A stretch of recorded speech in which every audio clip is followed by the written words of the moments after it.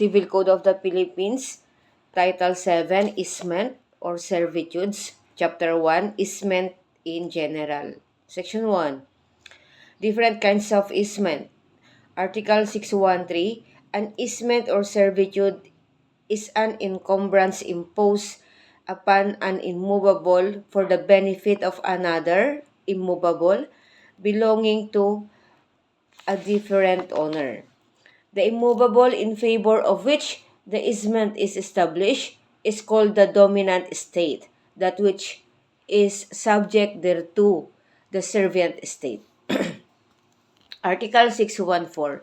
Servitudes may also be established for the benefit of a community or of one or more persons to whom the encumbered estate does not belong. Article 615. Easement may be continuous or discontinuous, apparent or non-apparent. Continuous easement are those the use of which is or may be an incessant without the intervention of any act of man.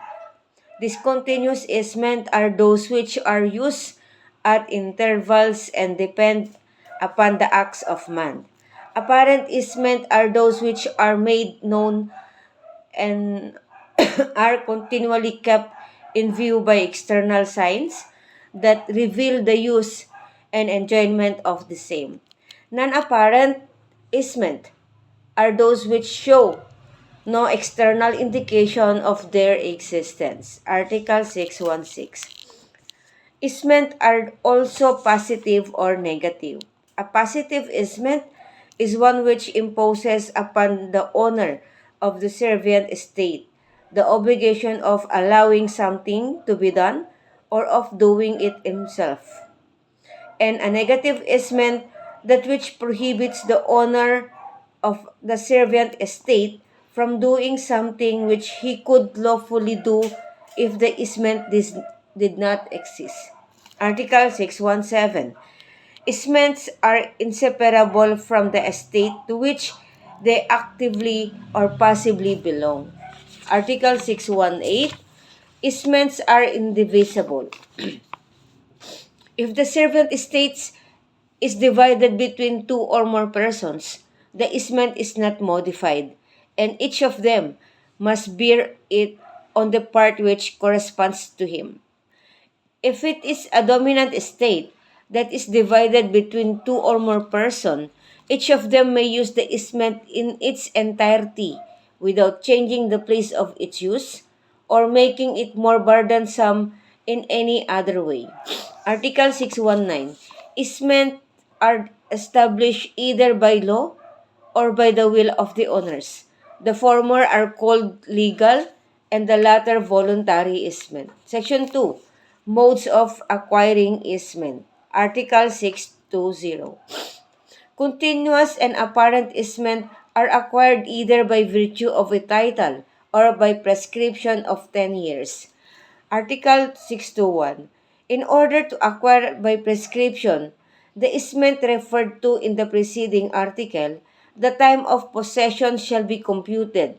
Thus, in positive easement, from the day on which the owner of the dominant estate or the person who may have been used of the easement commenced to exercise it upon the servient estate, and in negative easement, from the day on which the owner of the dominant estate forbade by an instrument acknowledged before a notary public the owner of the servant estate from executing an act which would be lawful without the easement. Article 622. Continuous, non-apparent easement and discontinuous ones, whether apparent or not, may be acquired only by virtue of a title. Article 623. The absence of a document or proof showing the origin of an easement which cannot be acquired by prescription may be cured by a deed of recognition by the owner of the servant estate or by final judgment. Article 624. The existence of an apparent sign of easement between two estates, established or maintained by the owner or owner of both, shall be considered should either them be alienated as a title in order that the easement may continue actively and passively, unless at the time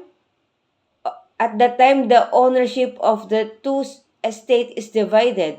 The contrary should be provided in the title of conveyance of either of them, or the sign aforesaid should be removed before the execution of the deed. This provision shall also apply in case of the division of the thing owned in common by two or more persons. Article 625. Upon the establishment of an easement, all the rights necessary for its use are considered granted. Article 626. The owner of the dominant estate cannot use the easement except for the benefit of the immovable originally contemplated. Neither can he exercise the Neither he can exercise the easement in any other manner than that previously established. Section 3. Rights and obligations of the owners of the dominant and servient estates. Article 6 to 7. The owner of the dominant estate may make at his own expense on the servient estate any works necessary for the use and preservation of the servitude, but without altering it or rendering it more burdensome. For this purpose, he shall notify the owner of the servant estate and shall choose the most convenient time and manner so as to cause the least inconvenience to the owner of the servant estate. Article 628. There should be a several dominant estates.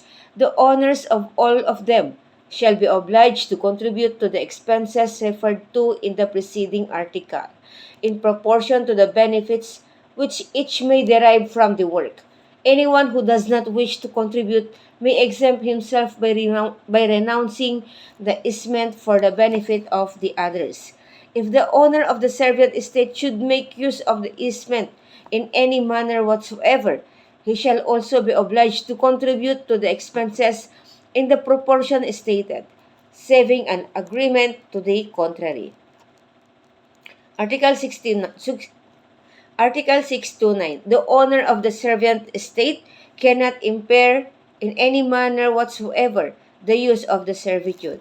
Nevertheless, if the reason of the place originally assigned or of the manner established for the use of the easement, the same should become very inconvenient to the owner of the servant estate, or should prevent him from making any important works, repairs, or improvements thereon, it may be changed at his expense, provided he offers another place or manner equally inconvenient and in such a way that no injury is caused thereby to the owner of the dominant estate or to those who may have right to the use of the easement.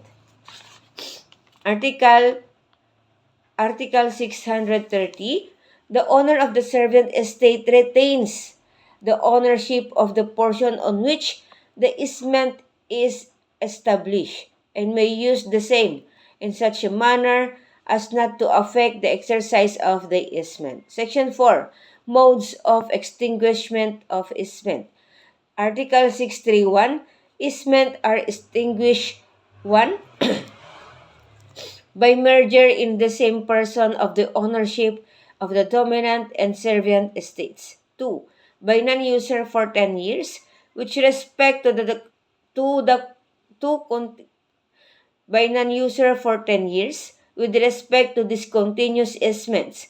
This period shall be computed from the day on which they cease to be used, and with respect to continuous easement, from the day on which the act contrary to the same took effect.